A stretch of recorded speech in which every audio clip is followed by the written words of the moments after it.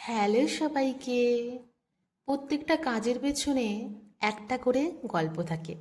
আর আজকে দেখো, আমাকে মাম্পি দিদিভাই বলেছিল একটা ফিগার করে দিতে, আর তার সাথে একটা জুয়েলারি।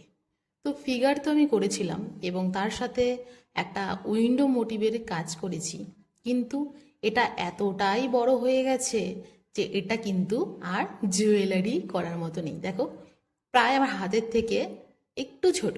তো তখন আমি এটাকে আবার ছোট করে বানিয়ে জুয়েলারি বানিয়েছি। আর এটা কিন্তু ঘরে সাজিয়ে রাখার জন্য পারফেক্ট।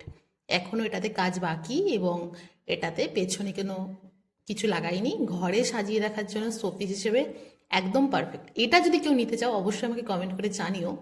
এটা ফ্রিজ ম্যাগনেট করা যেতে পারে, বা তোমরা যেখানে তোমাদের বাড়ির এন্ট্রান্স হচ্ছে ওখানে রাখতে পারো, এবং যে কোনো একটা ওয়ালে কিন্তু সাজিয়ে রাখতে পারো। তো এটা হলো ফার্স্ট পিস, আর এটারই সেকেন্ড পিস। এই যে সেকেন্ড পিসটা দেখো, ফার্স্ট পিসের মতো একেবারে অবিকল, কিন্তু এটা ডিটেলিং কাজ রয়েছে। এই যে এটা ডিটেলিং কাজ রয়েছে, আর এটার মধ্যে লেখা রয়েছে, শুধু নিজের বলতে তোমায় চেয়েছি। এই লাইনটাও আমার নিজের থেকে দেওয়া, মানে আমার তৈরি করা নয় অবশ্যই, নিজের মনের মতো থেকে দেওয়া। মানে আমার মনে হয়েছিল এরকম একটা যেই রয়েছে খোলা জানালা, আর তার সাথে একটা ফিমেল মোটিভ, তো সেইখানে আমার মনে হয়েছে এরকম কিছু লেখা যেতে পারে।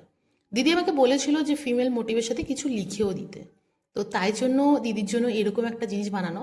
আর টার্সেলটা রয়েছে এরকম ধরনের, তোমরা দেখছো টার্সেলটার ফিনিশিং। এর সাথেই রেখেছি এরকম উইন্ডো মোটিভেরই ইয়াররিংস, আমার যেটা ভীষণ ভীষণ ভীষণ পছন্দ হয়েছে। এই ইয়াররিংস জোড়া থাকছে এই খোলা জানালার আমাদের নেক পিসের সাথে এরকম একটা ইয়াররিংস।